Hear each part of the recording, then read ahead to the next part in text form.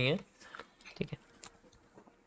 तो एक टॉपिक है फेज़ 2 के अंदर है, वो मैं आपको बताऊंगा जब रिवाइज कराऊंगा ना, फेज़ 1 खत्म हो जाएगा तो उसके अंदर आपको टॉपिक मिलेगा। एक एमएमसी फेज़ 2 का एक टॉपिक है GUGD, ठीक है। इसको हम लोग बोलते हैं, अरे ये क्या कर दिया फिर से यही हाँ, gap up and gap down,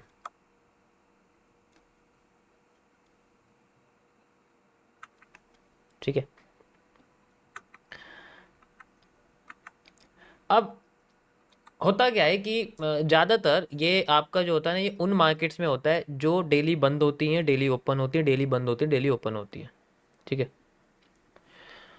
अब ऐसे मार्केट जो 6 से 8 घंटे को तक खुलती हैं, ठीक है, स्पेशली ऑब्वियस सी बात तुम्हें पता है, या तो बॉन्ड मार्केट होगी या स्टॉक मार्केट होगी, ठीक है। या तो आप स्टॉक मार्केट कह सकते हो या बॉन्ड मार्केट हो सकती है, कोई सा भी बॉन्ड मार्केट, जैसे गवर्नमेंट बॉन्ड्स वगैरह है, वो सब मार्केट है, ठीक है। तो इन सब में क्या है कि ये 6 से 8 घंटे खुलती हैं, तो जब ये दोबारा खुलती हैं तो इनके बीच में गैप आ जाता है। इस गैप को हम लोग एक बोलते हैं नीडेड वॉल्यूम। ये वॉल्यूम चाहिए होता है मार्केट को, इसलिए कभी कभी मार्केट इस गैप को फिल करने के लिए रिवर्स करती है, लेकिन हम इस गैप की डायरेक्शन को फाइंड आउट कर सकते हैं कुछ हद तक। इस गैप की डायरेक्शन को फाइंड आउट किया जा सकता है मार्केट में ट्रेंड के सेंट्रल एरिया पे। सेंट्रल एरिया तब क्रिएट होता है जब मार्केट किसी डायरेक्शन में ब्रेक करके रिवर्स कर जाती है। जैसे ऊपर जा रही है, रिवर्स करा, ब्रेक करा, रिवर्स करके नीचे आ गई। कैसे? जैसे एग्जांपल के लिए कोई भी मार्केट में ऊपर की साइड मूव था, यहाँ पर एक स्ट्रक्चर बनता है, कोई सा भी एक चार्ट पैटर्न बन सकता है, कोई भी चार्ट पैटर्न बन सकता है। मैं यहाँ CP लिख देता हूँ, ठीक है। चार्ट पैटर्न कोई सा भी हो सकता है आपके सामने। मैं कह सकता हूँ कि भाई पीनेंट हो सकता है, bearish engulfing, sorry bearish engulfing थोड़ी होती है, पीनेंट हो सकता है, इन्वर्टेड हेड एंड शोल्डर हो सकता है, हेड एंड शोल्डर हो सकता है, कप एंड हैंडल हो सकता है, वेज, ट्राइंगल, ठीक है, फ्लैग, ये सारी चीज़ें इनमें से कुछ भी हो सकता है, ठीक है। इनमें से कुछ भी हो सकता है। अब जब इस पैटर्न को तोड़ के मार्केट भागेगी, अब उसके पास जो रियल एरिया है जहां तक उसकी सप्लाई है, ये पहले मेजर करनी पड़ेगी हमें। जब हमें मेजर करनी पड़ेगी सप्लाई जो है, सप्लाई जब मेजर करी पता लगा मेरी सप्लाई जो है वो यहाँ तक आ रही है। ध्यान तो सुन लो मैंने क्या बोला, सप्लाई यहाँ तक हमारे सामने मेजर।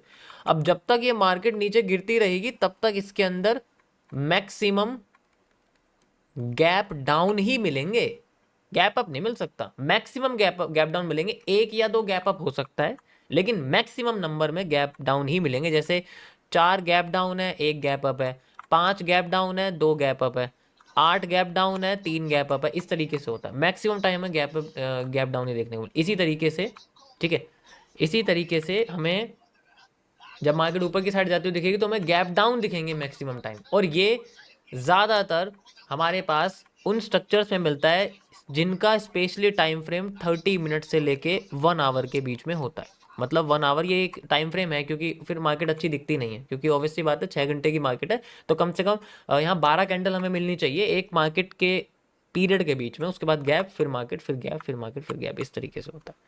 मैं आपको इसे चार्ट पे दिखाता हूँ। ये हमारे सामने 30 मिनट्स का टाइम फ्रेम है, एंड यू कैन सी, जैसे कि हम मार्केट में यहाँ पर आ रहे हैं, ओके, यहाँ पर आप देख सकते हो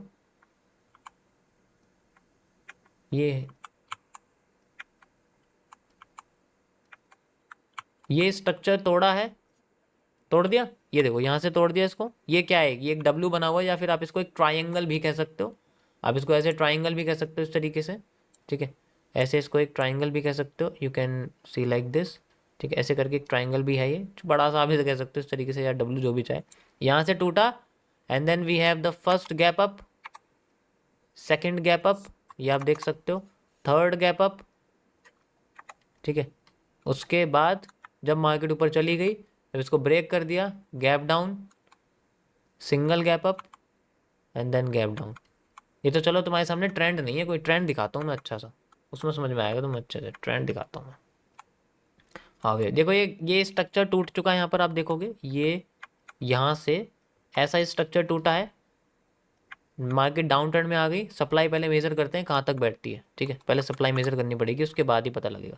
सप्लाई मेजर करते हैं तो पता लगता है पीछे वाले से कि मार्केट में जो सप्लाई है वो हमारे सामने ये है, यहाँ से लेके यहाँ तक की जो सप्लाई है वो ये है। तो यहाँ से लेके यहाँ तक का जो मूव है वो हमें गैप डाउन वाला दिखना। अब मार्केट यहाँ रुकी नहीं तो उसे डबल कर देंगे, तब तक देखते हैं क्या है, ठीक है, पहला गैप डाउन है, दूसरा गैप डाउन है, आप देख सकते हो।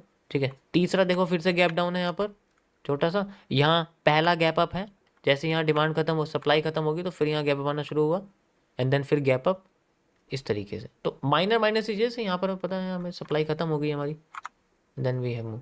तो ट्रेंड के साथ जब चलते ना तो होता क्या है कि वो गैप देना शुरू कर देती है, वो डायरेक्शन के हिसाब से होता है। अब अपसाइड जा रही तो गैप अपसाइड में क्रिएट होता है, दुनिया की हर स्टॉक मार्केट में होता है। जैसे जैसे मार्केट अपने सप्लाई पे खत्म होती जाती है, इनके गैप का जो साइज है वो कम कम कम कम कम और कम होता चला जाता है। कभी कभी देखा होगा कि गैप बहुत कम आता है, उस दिन को नोट करके देखना और फिर देखना कि जहां से ट्रेंड शुरू हुआ था उस वक्त गैप कितना बड़ा था, और जहां ट्रेंड खत्म हो रहा है, जहां सप्लाई खत्म हो रही है, वहां पर गैप कितना छोटा है। ये बस एक तरह से मार्केट के स्ट्रक्चर को फॉलो करने के लिए यूज किया जाता है। This is not for trading, it just following the market structure which can हमें इंडिकेट करे कि हाँ भाई हमारे सामने जो मार्केट में एक तरह से सप्लाई है वो खत्म होने की कगार पे है, then we have decide what we can do. ये बस मेरा अपना मानना है, दुनिया का मानती है, मुझे उससे कोई मतलब नहीं पड़ता, ये मेरा अपना है, ये मेरा अपना है, अपना। ये देखो, स्ट्रक्चर टूटा, gap up, gap up, gap up, यहाँ तो एक भी गैप डाउन नहीं है, सारे गैप अप है। समझ आया? अच्छा, किस किस को ये नया लगा ये बताओ, या किस किस को लग पता है? अरे मुझे तो पता है यार, बड़े टाइम फ्रेम पे जब भी देखता हूँ ट्रेंड ऊपर जाता है तो गैप अप ही आता है। हैं? ऐसे कौन कौन है और वो कौन है भाई, मुझे तो पहली बार पता लग रहा है कि ऐसा भी कुछ होता है।